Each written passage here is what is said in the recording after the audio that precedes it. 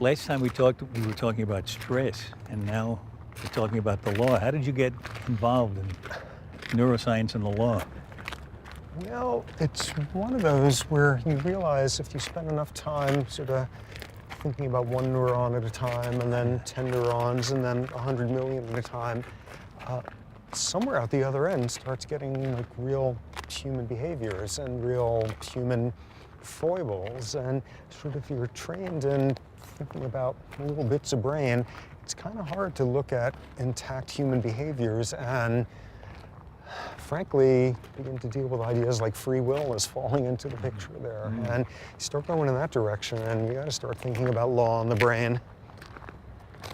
What about free will? How much free will do you think we have?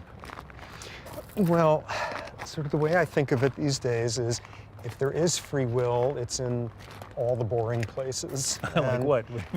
Oh, maybe sort of how many buttons I closed on this shirt before I got wired up there. In other words, there's free will about how you button your shirt. Well, secretly, I don't even believe there's much in that domain.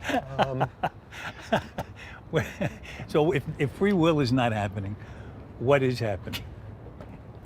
What is it? We're all working in the background here, and we don't.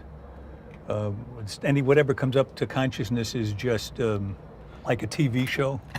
Uh-oh, coming from you, I'm not sure quite what that's implying. But No, I mean it's just sort of entertaining to find out what decisions are being made that we have no control over. Well, an awful lot of work suggests that a lot of what we're doing when we're ostensibly making moral decisions, moral judgments, is post hoc justification for things that subliminally our brain knew long before we consciously knew we were going in that direction.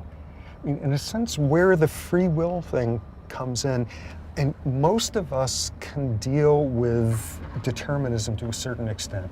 Like, you come out and you've just gotten a great new suit, and somebody sees you and says, "Great suit." And most of us are trained to say thanks, and a quarter second afterward to feel slightly sheepish because I didn't make that suit. I didn't grow the Egyptian cotton. Am I being congratulated on picking the right tailor? Am I being congratulated on earning enough money to pay? It wasn't really me.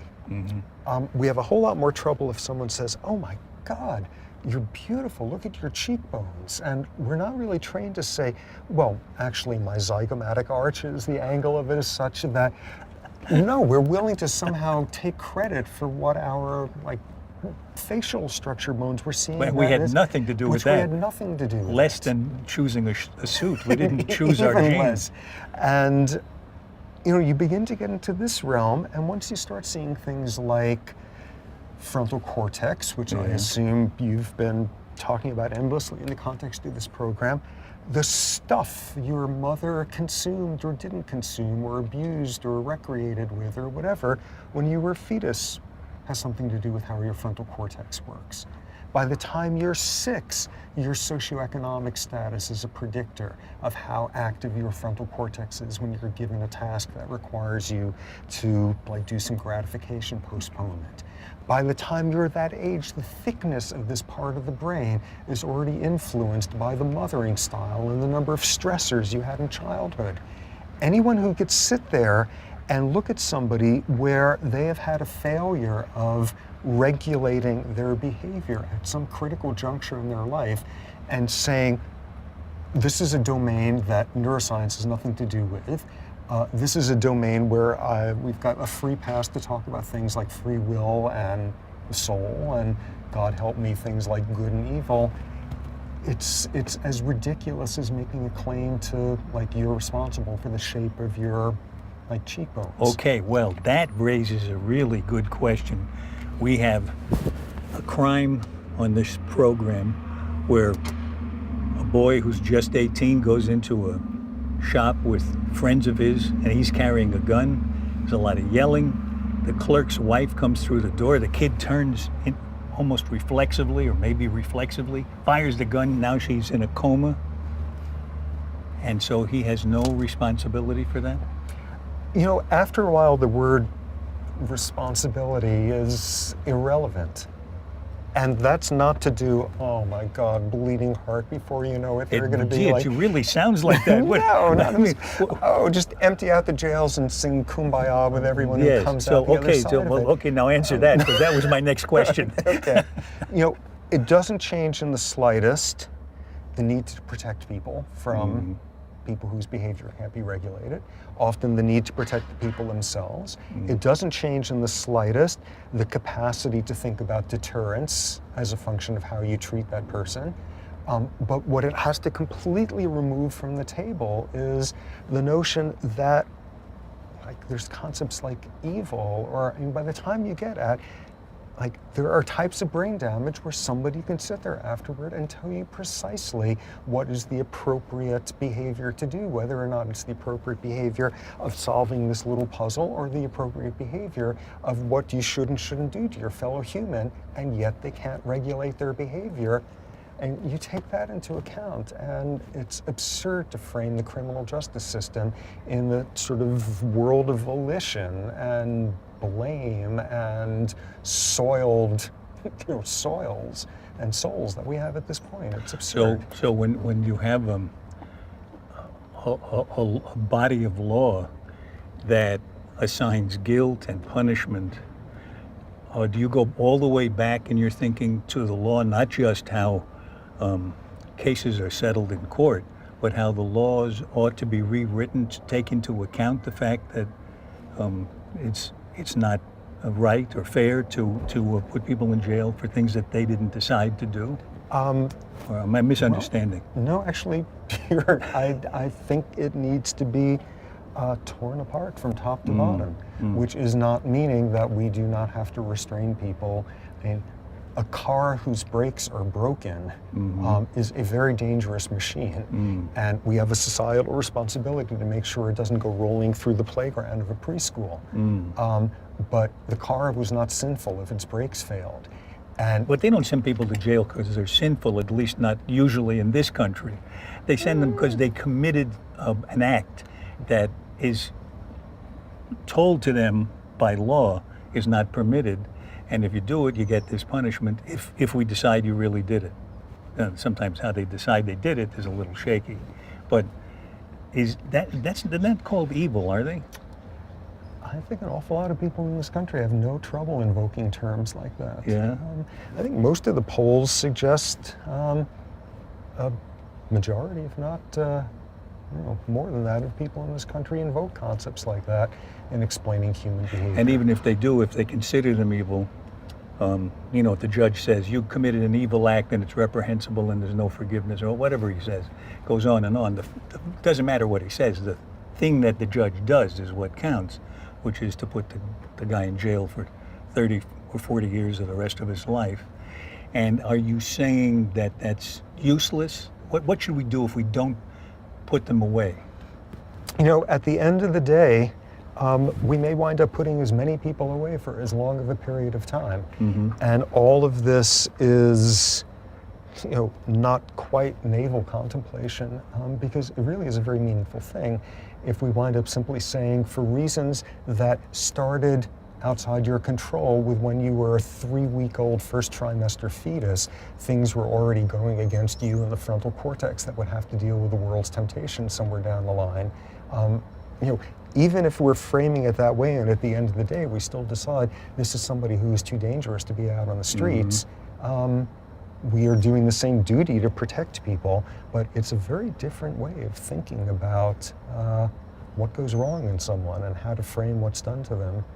If you don't mind, we're a little too close to good and evil here. These are the gates of hell. Let me just come over here for a minute. Those ironies. That's what's making me ask all those questions. See, I have a real question about what you said, because it seems to me it cuts both ways. If you know statistically that people who were abused or had suffered a childhood of the kind you described tend to wind up doing things that we don't approve of, although some of them may have the chance to reclaim themselves with maybe a little help, if we decide that based on how we feel about them in general, we put them away for a long time, then we might be putting away people who could be saved and become, useful, helpful members of society. Oh, absolutely. And not to make too much of a comparison, but in the early 1950s, the majority of hospital beds in this country were occupied with people with severe psychiatric disorders. Most of these hospitals where people were just warehoused in the back wards of the back and beyond kind of thing, and classes of medications, antipsychotics, were invented and emptied out those hospitals. Obviously not a perfect parallel, but the understanding of what goes wrong with behavior has to carry with it the promise that something can be fixed. And, you know, as one spin-off of this whole debate, one of the things that can't be fixed is imposition of a death penalty. Yes, once you do that, that's it. Yeah. You know, the big puzzle with this, though, or the big challenge is, okay, take even the crude example here that lots of people can kind of deal with: massive damage to the frontal cortex. Mm-hmm. My God, this is someone who may know, understand, even be able to state the rules of appropriate behavior, but nonetheless can't regulate it. Oh my God, neurological damage, they're out of control. Nonetheless, there is not a whole lot of science at this point that would say this is the person who, thanks to the frontal damage, is going to be a remorseless, affectless, reptilian serial murderer, whereas that one is going to belch loudly during wedding ceremonies and not realize, like, you really have to keep yourself from doing that. What's the science that lets you I think the penalty for both of them is probably... I got to go with you on that one, but still. I mean, there isn't a science at this point that would say for this amount of damage, who's going to be holding up the convenience stores and who's going to be just berserkly imprudent in what they do with their rooks when they're playing chess. I mean, there's the first few hints. For the same degree of damage, you're probably more likely to be the one belching at the wedding ceremony than in the maximum security penitentiary, if you had a stable, loving, middle-class upbringing. If you had no childhood traumas thrown in on top of your brain damage, if you had adequate prenatal nutrition and weren't marinated in a lot of alcohol when you were a fetus, we're beginning to get a sense of the additional pieces, and none of them so far are too surprising, but there isn't a great science yet to say which one will be the serial murderer and which one will just have really improved. No, right. So, I mean, you don't put statistics on trial, you put individuals on trial, and you have to decide what you're going to do about this particular guy who did this particular act. But if you put that individual on trial and you offer up the Officer Krupke defense, which is based on statistics, people with this kind of childhood tend to do this kind of thing, so don't blame me. Aren't you sort of up the creek? You are, which is why there's got to be a bridge between sort of this great philosophical subject that keeps, you know, people like me fed Danish during breaks at scientific meetings, and like how it turns out what you do with actual people who've done actual appalling things. And at this stage, maybe all you can do is, again, if at the end of the day the person is kept away from society for the same length of time as if you had some bewigged judge talking about the soul, even if it's the same outcome at the end, if your mindset is, we may understand how to fix this, you know, the day after tomorrow through some breakthrough, and it's going to show us we've been dealing with a damaged machine. And if we have a framework where we're not sitting there having a realm of judgmentalism that is absurd, this counts as a lot of progress. Do you picture science supplying something to replace judgmentalism, to replace punishment for the sake of punishment, or even removal from society without some kind of amelioration, some kind of rehabilitative effort? You think is that what you look forward to? Oh, I think rehabilitation is critical to aim for, and it will be a terrific thing if science actually makes us better at it. But the whole way in which it is framed has to change, absolutely. Is rehabilitation possible now for the majority of people in prison, would you say? I think at that juncture, I have to cite my expertise with rats and say I don't want to go near that one. There's got to be more. I mean, just a huge theme in neuroscience is the brain is vastly more malleable than anybody ever thought, has more of a capacity to respond to environment, to experience. 90-year-old brains are making new neurons in response to stimulation. The notion of a brain set in stone, especially a damaged brain set in stone, is just not tenable anymore. Nonetheless, at the same time, we don't know a whole lot about how to make those things better. And I think in a Krupke-esque way, more and more we see it should have been interventions preventatively beforehand. Do you see the neuroscience that's at the stage it's at now being useful in the courtroom, the way the laws are set up now and the way justice is done now? Yes. Or is it going to help if it's brought in soon, or will it be hurtful? Painfully, I think most of what it can be doing at this point is just changing the conversation. It's not there yet. I don't think it's there yet until you deal with someone with massive damage to their frontal cortex. For example, someone where every aspect of their behavior just screams that this is someone who's not in control of what they're doing. Then, organic impairment, volitional control type issues, I think neuroscience is ready for that. But more subtle stuff, it sure can't teach us. You get someone who their frontal cortex was blown away in an accident. Okay, this is a special case. We sure don't have the neuroscience yet to deal with the fact that you might have 2.3% more synapses in your frontal cortex than I do, or the other way around, and does that tell us anything? Not remotely in that ballpark yet. And if we can't use that neuroscience to tell us something about abnormal antisocial behavior in that realm, we sure can't use it to begin to explain why one of us might be more disciplined at studying for an exam than the other. It's not remotely translated. So what do you see as the contribution of neuroscience at some point to the justice system? Does it start in the courtroom, or should it start all the way at the beginning, reframing our laws? Well, we professor types state things in these very cautious, qualified ways, so I'll do that here and just say the whole system has to go. The modern criminal justice system is incompatible with neuroscience. It simply is not possible to have the two of them in the same room. Okay, all right. Okay, now we have the boy in the room.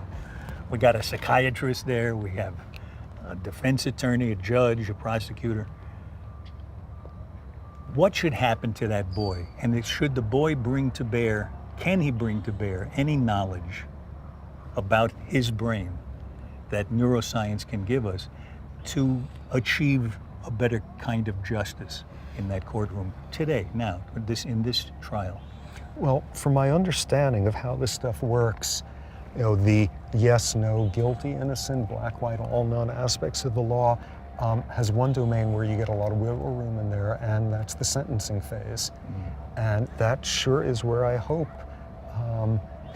scientifically educated, empathic, intellectually adventurous judges can begin to deal with the notion that they're working in an outmoded model and try to take advantage of the wiggle room there.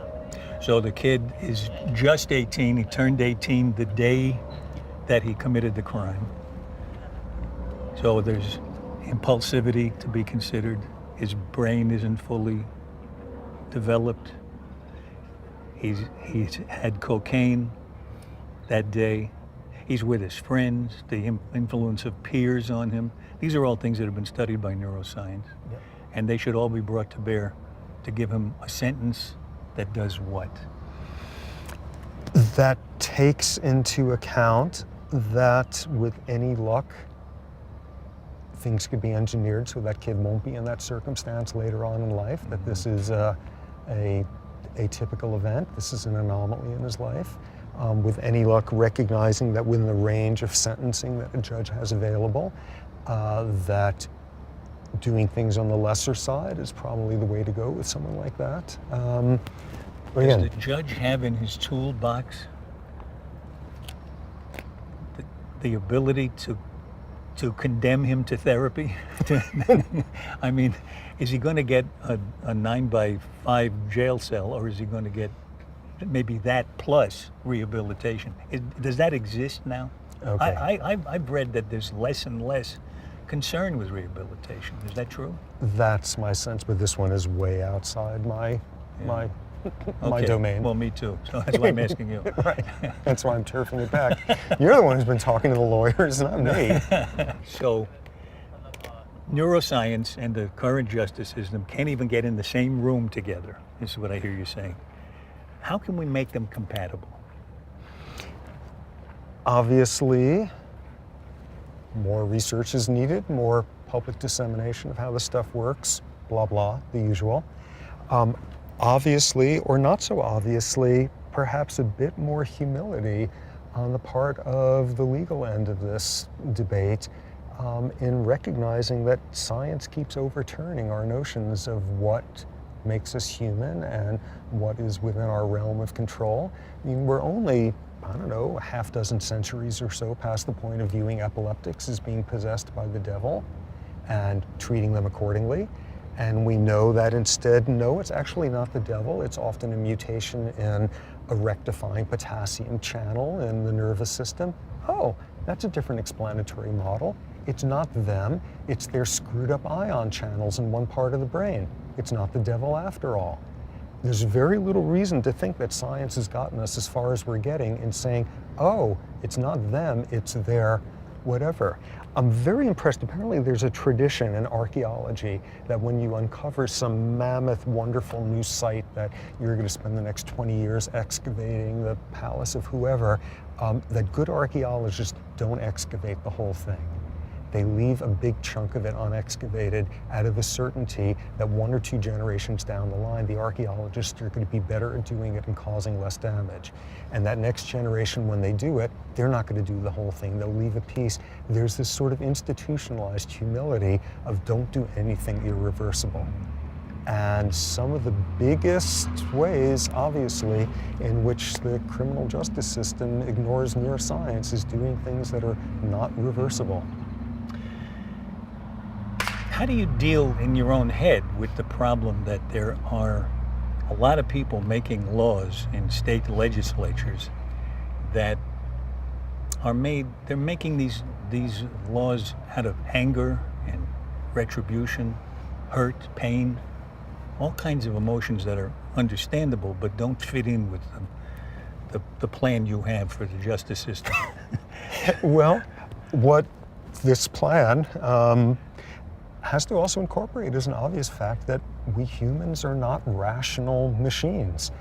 If someone did something unspeakable to a loved one of mine, I would take every damn article I wrote on this subject and set fire to the person with them and make their bonfire, and it would, these are issues that are just rife with viscera.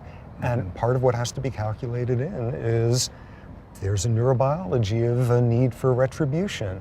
There's a neurobiology of vengefulness. We're humans. But it sounds like you have to not only put the criminals in scanners, you have to put the legislators in scanners. I mean, there's this whole problem that you're not just dealing with people who do things that society doesn't accept. You're dealing with people who punish those who do those things that society doesn't accept. And they're not going to be so quick to change their minds about how they handle that, because the satirical way you describe how it sounds is how it sounds to them. A bleeding heart saying, open the gates, let them out, the poor kids, they didn't know what they were doing. That's almost what you're saying. Well, no. No, you're not saying let them out, are you? There would be something wrong if a pseudo-auto mechanic bleeding heart stance said, let all those cars with brakes that don't work just go rolling down the block there. I mean, I live in San Francisco, there's hills. I would want a criminal justice auto mechanic system that would keep cars with broken brakes off the block.